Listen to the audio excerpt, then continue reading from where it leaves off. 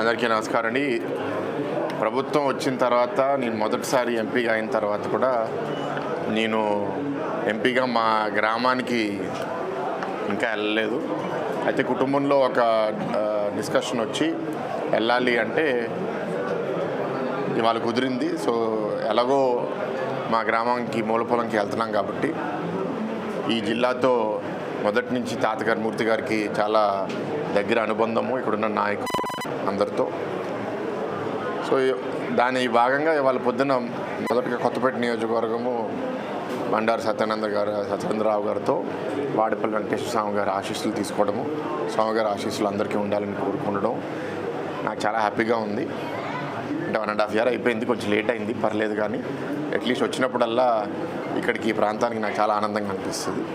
Temple కూడా ఇప్పుడు బాగా డెవలప్ అవ్వాలని కోరుకుంటున్నాను. అండ్ జిల్లా విభజన అయిన తర్వాత జిల్లా కూడా ఎప్పుడు ఒక యూనిట్గా తీసుకుని అభివృద్ధి ఎట్లా చేయాలనేది వాళ్ళ ప్రభుత్వం చాలా బాగా ఆలోచిస్తుంది.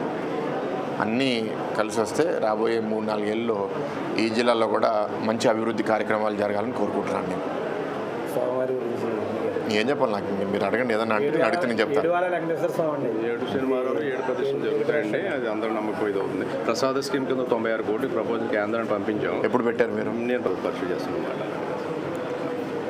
అంటే మీరు ఆంధ్రప్రదేశ్ ఒక పర్యాటక కేంద్రంగా మీరు చూస్తే ఇవాళ దేశవ్యాప్తంగా ఉన్న రాష్ట్రాల్లో 3వ స్థానంలో మనకి టూరిస్టులు వస్తున్నారు. దాంట్లో ఎక్కువ భాగం మంది రిలీజియస్ టూరిజం కోసం రావడము, ప్రధానంగా తిరుమల స్వామి గారిని చూడడానికి, శ్రీశైలము, సింహాచలము, ఇలా ప్రతి ప్రాంతంలో మనకి చాలా గొప్ప గొప్ప టెంపుల్స్ ఉన్నాయి. దాంట్లో భాగంగా ఇక్కడ వాడిపల్లి వెంకటేశ్వర స్వామి గారి దగ్గర ఇందాక ఇప్పుడు సత్యనారాయణ గారు చెప్తున్నారు 96 కోట్లతో ప్రసాద్ స్కీమ్. అంటే కేంద్ర ప్రభుత్వము మన టెంపుల్స్, మన నాగరికత అభివృద్ధి చేసుకోవడానికి వాళ్ళు ఫండ్స్ కేటాయిస్తారు. దానికి మనకి ఇక్కడ ఏంటంటే మౌలిక సదుపాయాలు ఎట్లా డెవలప్ చేసుకోవాలి, టెంపుల్ ఫెసిలిటీస్ ఎట్లా డెవలప్ చేసుకోవాలి. ఎందుకంటే ఒక ఉదాహరణకి సింహాచలం పైన రూఫ్ మీద అది పెచ్చులుగా ఊడిపోతుంది. కారణం ఏంటి అంటే దాన్ని ఏ విధంగా చేయాలి అని కొందరికి తెలియక అక్కడ వాళ్ళు సాధారణమైన సిమెంటు మట్టితో వేసేయడం జరిగింది. కానీ టెంపుల్స్కి విధానం వేరేగా ఉంటుందని కొందరికి బాగా ఆర్కియలాజికల్ సొసైటీలో పనిచేసే వాళ్ళకి అవగాహన ఉంటే వాళ్ళు వచ్చి స్వతహాగా అక్కడ ఒక 3-4 నెలలు వచ్చి అద్భుతంగా ఇప్పుడు సింహాచలం పైన రూఫ్ కూడా అద్భుతంగా చేశారు.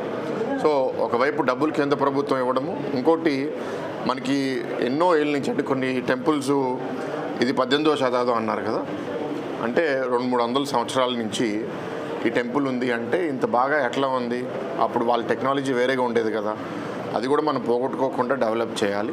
అండ్ ఎక్కువ మందిని ఈ టెంపుల్ ఇప్పుడు ఇందాక ఉదాహరణగా లోపలికి వెళ్ళేటప్పుడు ద్వారం ముందు 2 రోజే ఉంటే ఇప్పుడు 4 రోజు వెళ్ళేటట్టు చేశారు. ఇట్లా స్థానిక నాయకులు ఎప్పుడైతే కమిట్మెంట్గా చేస్తారో ప్రజలకి ఇంకెక్కువ అందుబాటులో వస్తుంది. ఇతర ప్రాంతాల నుంచి కూడా ఈ టెంపుల్ ప్రాముఖ్యత పెరిగితే ఇది ఇంకా బాగా అభివృద్ధి చెందుతుంది. So I'm very happy. And నా వంతు కృషి, నేను కూడా ఈ ప్రాంతానికి చెందినవాడిని కాబట్టి కేంద్రంలో ఏదన్నా పరిశీలించాలి అంటే నేను తప్పకుండా ఫాలోఅప్ చేసుకుని చేస్తాను. చరిత్ర సృష్టించినోడు